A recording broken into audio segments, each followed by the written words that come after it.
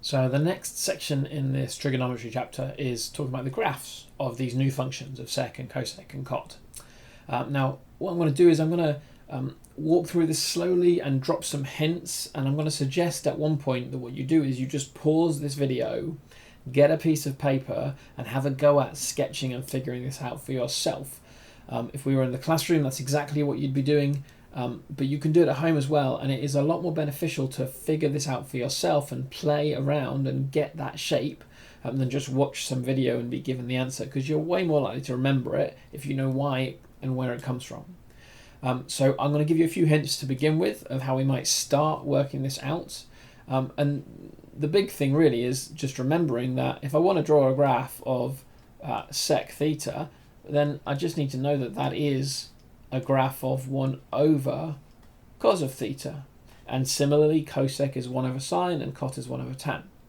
So a sensible starting point would be to think about the graph of cos theta. What does that look like and how can I move on from there?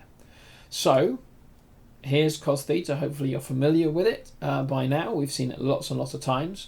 I've drawn this in radians. It doesn't really make any difference whether you do this in degrees or radians, but radians are new and we need to be more familiar with them anyway. So we have a couple of key points. So cos of 0 is 1, and it loops all the way through to cos of 2 pi is also 1, and then we just get this cycle. So whatever we draw here is just going to repeat itself. So I only need to really think about this section of the graph. And those 2 points are really neat. There's another couple of really obvious neat points.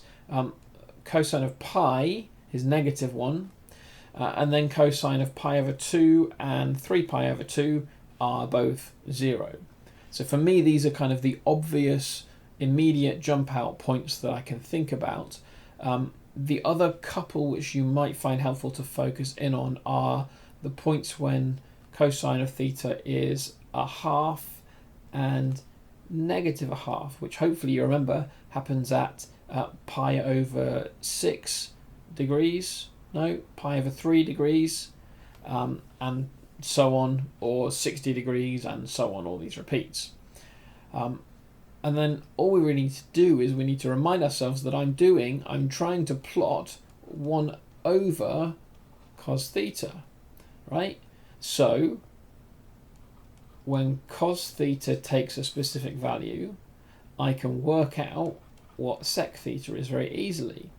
So when cos theta is 1, sec theta is 1 divided by 1, still 1. When cos theta is -1, -1 divided by 1 is still -1. When cos theta is 1/2, so 1 divided by 1/2 is the reciprocal of that, it's 2. When it's -1/2, we're going to get -2. And when cos theta is 0, well, actually 1 divided by 0 is undefined, which seems a bit weird, but you maybe can work out what goes on with the graph there in a minute. So let me just plot the easy ones. So when cos theta is 1, sec theta is also 1. So when cos theta is 1, sec theta is in exactly the same place at 1, over here and over here. When cos theta is -1, sec theta is -1. When cos theta is 1/2, so somewhere around here, sec theta is 2, so it's up here. When it's 1/2, we've also got one up here. And when it's -1/2, we land down here on -2. Now, those few points are probably not enough for you to draw the whole graph out at this point. However, it's definitely enough of a starting point for you to now go away and think about what are some other nice points I can plot to give me a better picture of this shape. What are some convenient numbers which I can do a reciprocal of easily and plot. So I'm going to pause for a second, allow you time to pause the video, have a go, sketch out what you've got, and then we'll carry on.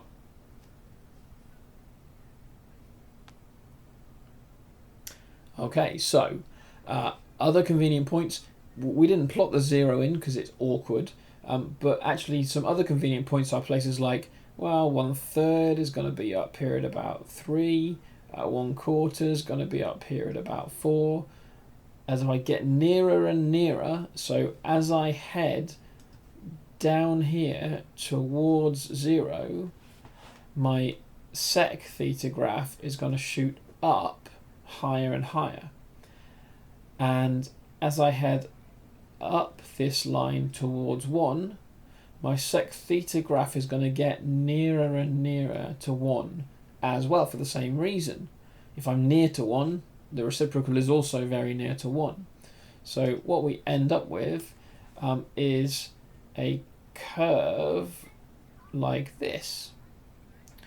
And if you think about it, that curve is going to be completely mirrored up here. And, well, there's not much different going on in all the negative values. You know, 1 became 1, -1 became -1. Half became 2, -half became -2. It's all just completely mirrored. So I get the same thing as I steadily approach this -1 here from both directions. I also steadily approach it on the sec graph. And as I approach the zeros here, I shoot really far away from 0 down the bottom on the sec graph as well. So I get this curve like this and like this. The really big question here is now, what's going on here when cos theta is 0? I can't do 1 divided by 0, it's undefined. So what's going on is very, very simple. We have an asymptote here and another one here. I can't define it at that point, so there is no plot on the graph, but you can see that either side of it we're shooting up, heading up as far as we can, up to infinity and down to infinity, up to infinity and down to infinity. So what we actually get is an asymptote. In fact, we get infinite asymptotes. Every time cos theta would be 0, sec theta has an asymptote. It's impossible to plot that value. So a slightly neater version of that graph looks like this, but my scales don't go very far because this goes infinitely tall very, very quickly. So this graph would actually carry on quite steeply, and our asymptote is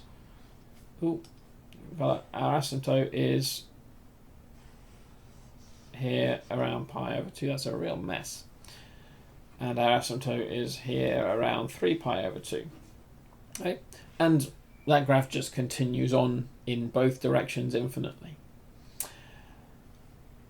If we wanted to plot cosec theta, then we just need to remember that cosec theta equals 1 over sine theta. So I'm not even going to give you any hints for this one because it is so similar to sec theta. I'm just going to say pause the video right now and have a go at drawing this on a piece of paper, and then I'll just show you the answer and you'll see how connected they are.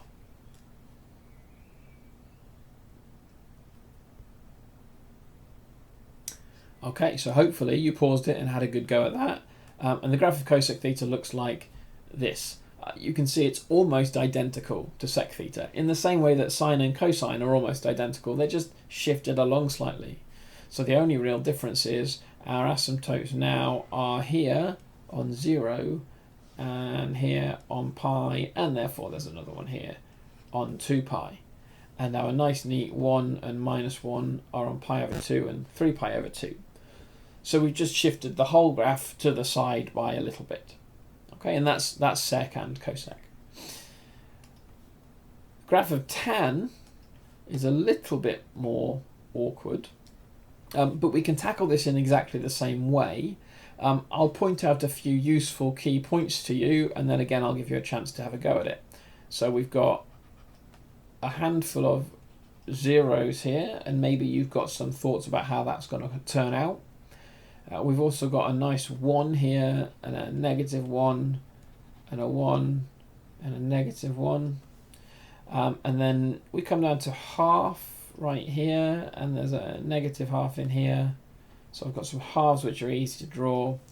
And we can also, unlike on the sine and cosine graphs, we get bigger numbers. So I've got a 2 up here, and a -2, 2, and a -2. And I reckon all of those are fairly easy to find the reciprocal of and plot and see what you get. And you might find that there's a handful of other points you can put in as well, which will help you to see what's going on.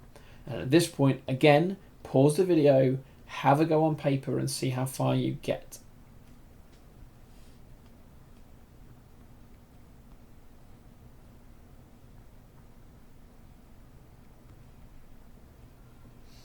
Okay, so this half is going to land on 2. This 1 is going to stay on 1, and this 2 is going to drop down to a half. Difficult to draw this one in, impossible to draw this one in at the moment. Difficult to draw this one in, impossible to draw this one in at the moment, because we've got no idea how 0 converts to a real value on the graph, or infinite, sorry. But -2 is going to end up at a half. 1's going to stay put. -1/2 is going to go down to -2 rather. Not there. That, don't know. Half is going to end up at 2 and then stay at 1, and 2 is going to come down to a half. Don't know. And then you can see this is a repeated pattern. So I'm going to have -1/2, -1, -2, and then we're not really sure. And you can kind of already see what's going on with this pattern. We can't do divide by 0, so just like with the sine and cos graphs, where we had to do reciprocals, the zeros become asymptotes. They're impossible to draw on this cot graph. So what we get is this line shooting off into infinity, it's an asymptote. And this line also shooting down to infinity, it's an asymptote. What's going to happen here? Well, as the tan value gets bigger and bigger, the reciprocal value is going to get smaller and smaller. So we're going to head down nearer and nearer to 0. In fact, the limit of it will be 0, and we'll just pass through 0 and we'll come back at the other end. You can see that kind of makes sense, right? Because the reciprocal of 0 is an asymptote, infinity, you can't do it. So the reciprocal of an asymptote lands on a 0. There's kind of some logic there. And then the same thing goes on here. And if you look at it, those purple lines, they kind of end up looking a bit like a flipped over tan graph. So here's a slightly neater version. The red line is tan and the yellow line is cot, and it is the same basic shape as the tan graph. It's just been mirrored. So the asymptotes and the zeros happen in slightly different places, and the curve's going the other way. It's sloping downwards instead of upwards all the time. That's it. The textbook helpfully points out at the start that you can use sine, cosine, or tangent to sketch the graphs of the reciprocal functions, and they also give you the 3 graphs.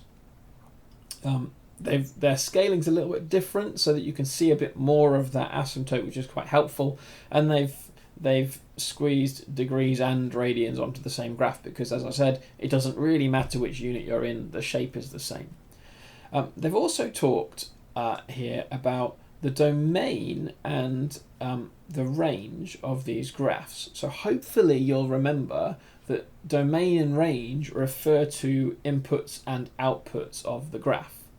So the domain of y equals sec x is that x can be any real number except x can't be 90 or 270 or 450 or so on. The reason it can't be those values is because those values are where these asymptote lines are. So I can't do sec of 90. It's impossible. It doesn't have a value. So my domain is everything you like except these points where I get an asymptote. And in radians, it's pi over 2, 3 pi over 2, 5 pi over 2, and so on. The range is really interesting because the range of sec x is that y can be less than or equal to -1 or greater than or equal to 1. And so you can see that because on the graph we have these local maximums here at -1, and we have these local minimums at 1, and in this in-between section we can never hit it, right? It's completely impossible to land in the center with Secx. We can be above 1, below -1, but never in between them. So our range is this. Cosec, unsurprisingly, is almost exactly the same. We have this same thing with the range, above or below 1 and -1. And we have the same thing that the domain is everything except our not allowed values are different because we're shifted along slightly. So I can't be 0, pi, or 2 pi, 0, 180, or 360, and so on. So those values aren't allowed. It's slightly different from sec, but the basic idea is exactly the same. And then finally we've got cot. And again, very similarly, the domain is anything you like except these asymptotes. And the asymptotes are the same as the asymptotes are for cosec. We can't be 0, 180 or pi, 360 or 2 pi. Those are asymptotes, they're no good. The range is absolutely everything. My range isn't restricted because these lines here, they shoot up to infinitely big numbers and they shoot down to infinitely negative numbers, but they also pass through this range here. They hit absolutely everything. Sec and cosec miss those in-between values, but cot hits absolutely everything. So those are the three graphs of sec, cosec, and cot, and hopefully you did as I asked and you've got them drawn on a piece of paper now.